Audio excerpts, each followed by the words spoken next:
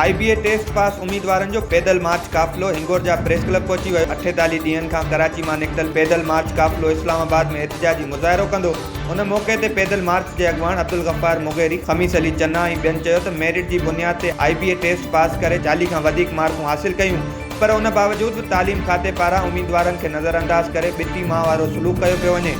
24 अगस्त ते बबरलो बाईपास ते पहुची एहतिजाजी धरणो हंयो वेंदो। हुननि सिंध हुकूमत खां मुतालबो कयो त फौरी ऑफर आर्डर जारी करे संदन बेचैनी ख़त्म कई वञे। बारा में घरनि जी तामीर लाइ आयल किस्त में मुबैना कटौती ख़िलाफ़ ॿोध मुतासिरनि पारां एहतिजाजी मुज़ाहिरो कयो वियो। उन मौक़े ते एहतिजाजी मुज़ाहिरे जे अॻुवाणनि चयो त साल 2022 जी तेज़ बरसातुनि वारी ॿोध में ड्रही पट थियल घरनि जी तामीर लाइ आयल रक़म में बैंक अमलो ऐं एजेंट माफ़िया मिली भगत करे कटौती करे रहिया आहिनि, जॾहिं त बैंक इंतिज़ामिया पारां निटण उर्स में डिघियूं कतारूं लॻाए ॿोध मुतासिरनि जी तज़लील कई वञे थी। उन्हनि सिंध जे वॾे वज़ीर, सूबाई वज़ीर सोशल वेलफेयर ऐं इख़्तियारनि खां मुतालबो कयो त घरनि जी तामीर में रुकावट बणियल धुरियुनि ख़िलाफ़ कार्रवाई कई वञे। अहमदपुर वेझो शाह हुसैन भरिसां हथियारबंदनि पारां पौरियतनि खां 1.5 लख रुपया रोक रक़म, मोबाइल फोन ऐं ॿियो सामान फुर कयो वियो आहे।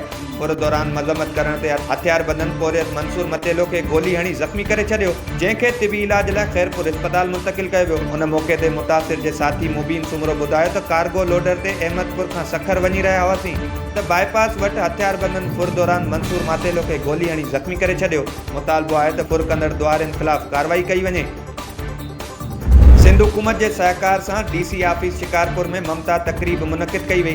तकरीब दौरान डिप्टी कमिश्नर शिकारपुर शकील अहमद अबड़ो आयल औरतुनि ऐं मर्दनि खे ख़िताब कंदे चयो त माउ ऐं ॿार जे ज़हनी ऐं जिस्मानी वाध लाइ सिंध हुकूमत पारां ममता प्रोग्राम जो आगाज़ कयो वियो आहे, जॾहिं त हिन प्रोग्राम ते ॻोड़ारी औरतुनि खे माली सहायता पिणु फ़राहम कई वेंदी, जंहिंजी मदद सां हमल दौरान आयल ख़र्च में मदद थींदी।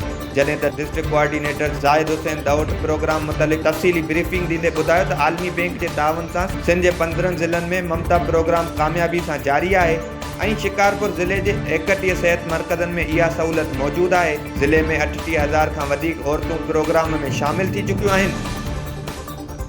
नवंदेरो में फुर दौरान मज़म्मत करण ते हथियारबंदनि जी फायरिंग में ज़ख़्मी थींदड़ वापारी गुला नबी लगारी फोत थी वियो।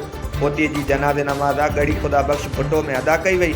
जनाज़े नमाज़ दौरान ज़िले काउंसिल चेयरमैन एजाज़ लगारी, वाइस चेयरमैन असदुल्ला भुट्टो समेत सियासी समाजी अॻुवाणनि ऐं वापारियुनि वॾे अंग में शिरकत कई, जॾहिं त फोती जे वारसनि पारां पुलिस इख़्तियारनि खां जवाबदारनि जी गिरफ़्तारी लाइ मुतालबो कयो वियो।